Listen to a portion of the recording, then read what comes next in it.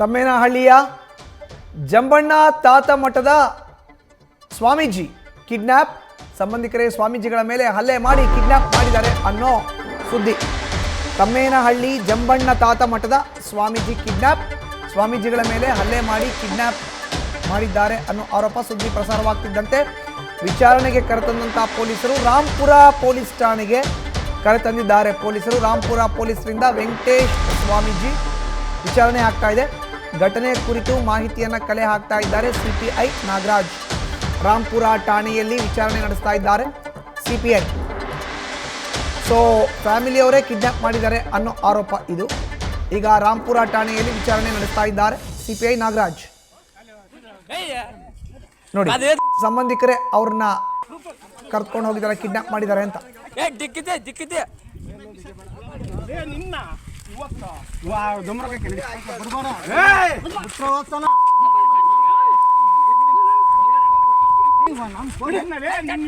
ಹೆಚ್ಚಿನ ಮಾಹಿತಿ ನೀಡ್ತಾರೆ ನಮ್ಮ ಪ್ರತಿನಿಧಿ ರಾಘವೇಂದ್ರ ದೂರವಾಣಿ ಸಂಪರ್ಕಕ್ಕೆ ಸಿಕ್ಕಿದ್ದಾರೆ. ರಾಘವೇಂದ್ರ, ಸ್ವಾಮೀಜಿಯ ಸಂಬಂಧಿಕರಿಂದಲೇ ಅವ್ರ ಮೇಲೆ ಹಲ್ಲೆ, ಕಿಡ್ನಾಪ್ ಕೇಸ್ ಏನಾಗ್ತಾ ಇದೆ ಈ ಮಠದಲ್ಲಿ ಅಂತ ಆಕ್ಚುಲ್ ಆಗಿ?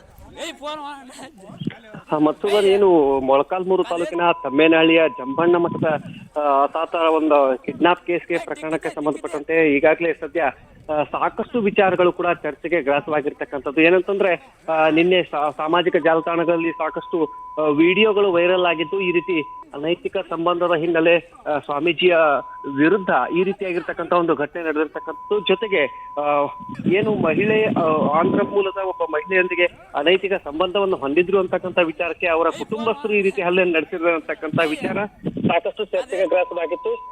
ಇದು ಎಲ್ಲ ಮಾಧ್ಯಮಗಳಲ್ಲಿ ಪ್ರಸಾರವಾಗಿ ಸುದ್ದಿ ತಾರಕಕ್ಕೆ ಏರ್ತಾ ಇದ್ದಂತೆ ವಿಚಾರ ಮಾಧ್ಯಮಗಳ ಮುಂದೆ ಇದ್ದಕ್ಕಿದ್ದಂತೆ ಸ್ವಾಮೀಜಿ ಪ್ರತ್ಯಕ್ಷರಾಗಿ ಅವ್ರ ಹೇಳಿಕೆಯನ್ನು ಕೂಡ ನೀಡಿರ್ತಕ್ಕಂಥದ್ದು. ತಮ್ಮ ಕುಟುಂಬದ ವ್ಯಾಜ್ಯದ ಹಿನ್ನೆಲೆ, ಆಸ್ತಿ ವ್ಯಾಜ್ಯದ ಹಿನ್ನೆಲೆ ಈ ರೀತಿ ನನ್ನ ಕುಟುಂಬಸ್ಥರಿಂದಲೇ ಆಗಿದೆ, ಇದಕ್ಕೂ ಮತ್ತು ಯಾವುದೇ ಅನೈತಿಕ ಸಂಬಂಧ, ಮಹಿಳೆ ಮತ್ತೊಂದು ಅಂತಕ್ಕಂಥ ವಿಚಾರಗಳು ಕಿಡಿಗೇಡಿಗಳು ನಮ್ಮ ವಿರುದ್ಧ ಮಾಡತಕ್ಕಂಥ ಷಡ್ಯಂತ್ರ ಆಗಿದೆ, ಇದರಲ್ಲಿ ಯಾವುದೇ ಹುರುಳಿಲ್ಲ ಅಂತಕ್ಕಂಥ ವಿಚಾರಕ್ಕೂ ಕೂಡ ಸಾಕಷ್ಟು ಸ್ಪಷ್ಟನೆಯನ್ನ ಸ್ವಾಮೀಜಿ ಅವರು ಕೂಡ ನೀಡಿದ್ರು.